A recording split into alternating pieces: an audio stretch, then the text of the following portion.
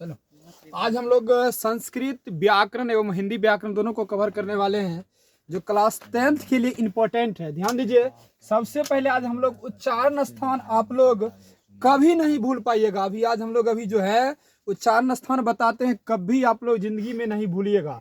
तो ध्यान दीजिएगा, यहाँ पर हम लोग बता रहे हैं आज का टॉपिक है उच्चारण स्थान। उच्चारण स्थान, देखिए एक शब्द है, क्योंकि आजकल के बच्चे जो है क्या करते हैं कि थोड़ा जो है गलत बातों पर ज्यादा ध्यान देते हैं ना। ठीक है, देखिए यहाँ पर हम लोग आज बता रहे हैं, क्वेश्चन है कनखी तब मोटकी। ध्यान दीजिएगा, क्या लिखल है, कनखी तब मोटकी, और उसके बाद है दोनों ओष्ठ नसकी। ध्यान दीजिएगा, क्या लिखे हमने, कनखी तब मोटकी दोनों ओष्ठ नसकी। क से होता है, यहाँ ध्यान दीजिएगा, क से होता है कंठ, त से होता है तालु, म से होता है मूर्धा, और उसके बाद द से होता है दंत, और उसके बाद ओष्ठ से तो ओष्ठ होबे करता है, और उसके बाद नसकी से होता है नासिक वर्ण। क्या होता है, नासिक वर्ण। ध्यान दीजिए, कनखी तब मोटकी दोनों ओष्ठ नसकी। यहाँ पर जो है आपका कंठ हुआ, तालु हुआ, मूर्धा हुआ, और उसके बाद क्या दंत हुआ, ओष्ठ हुआ, और क्या है, नासिक वर्ण है। तो सबसे पहले हम लोग क वर्ग से चालू करते हैं, क ख ग घ। अब है चो छ जो झ, उसके बाद है ट ठ डो ढ, त थ द ध, उसके बाद आप क्या है प फ ब भ।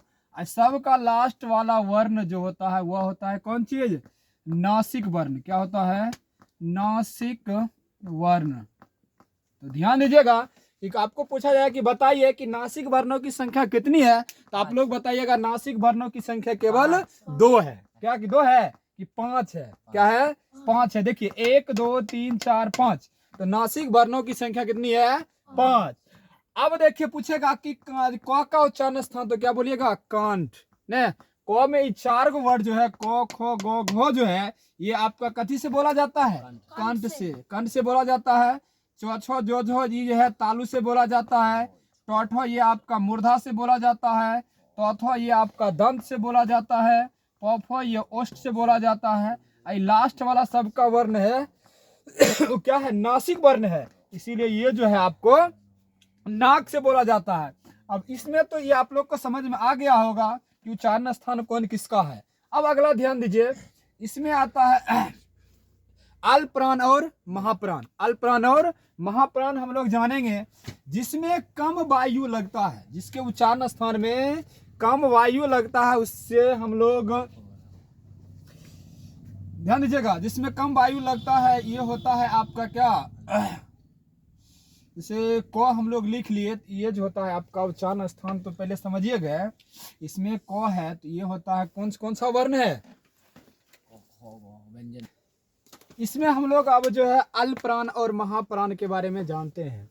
जिसमें कम वायु लगता है उसे अल्पप्राण कहते हैं, और जिसमें ज्यादा वायु लगता है उसे महाप्राण कहते हैं। तो ध्यान दीजिएगा, यहाँ क में क्या है, क और आपका गो, क और गो क्या है, अल्पप्राण है। पूछेगा हिंदी व्याकरण में, वैसे संस्कृत व्याकरण में नहीं ऐसा पूछा जाता, लेकिन हिंदी व्याकरण भी हम कवर कर रहे हैं।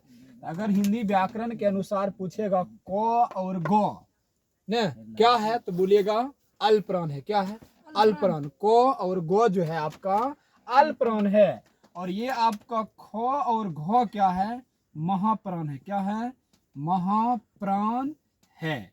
समझ गए, को और गो क्या है, अल्पप्राण है, और ख और घ क्या है, महाप्राण है। समझ गए आप लोग। अब इसमें हम लोग क्या करते हैं, घोष और अघोष के बारे में बताते हैं कि कौन सा शब्द घोष है और कौन सा शब्द अघोष है। तो ध्यान दीजिएगा कि इसका जो होता है प्रथम और द्वितीय शब्द, प्रथम और द्वितीय शब्द जो होता है आपका, इस शब्द का जो प्रथम और द्वितीय शब्द होता है वह अघोष होता है। क्या होता है, ये दोनों या क्या होता है, अघोष होता है। क्या होता है, अघोष होता है, और इसका जो है नीचे से गो हो गया, और इसका अंगज हो गया, गो और अंग, ये तीनों शब्द जो आपका क्या हो जाएगा, घोष हो जाएगा। क्या हो जाएगा, घोष हो जाएगा। तो आप लोग समझ गए, अल्पप्राण और महाप्राण, घोष और अघोष। कभी भी आपको दिक्कत होने वाला इसमें नहीं है, क्योंकि हिंदी व्याकरण में ऐसा पूछता है, लेकिन संस्कृत व्याकरण में ऐसा कुछ नहीं आपको पूछा जाएगा। यहाँ पर जो आपको ये भी समझ में आ गया कि क का उच्चारण स्थान क्या है, और च का उच्चारण स्थान क्या है, और ट का उच्चारण स्थान क्या है, और त का उच्चारण स्थान क्या है, इस सब के बारे में हम लोग जान लिए हैं।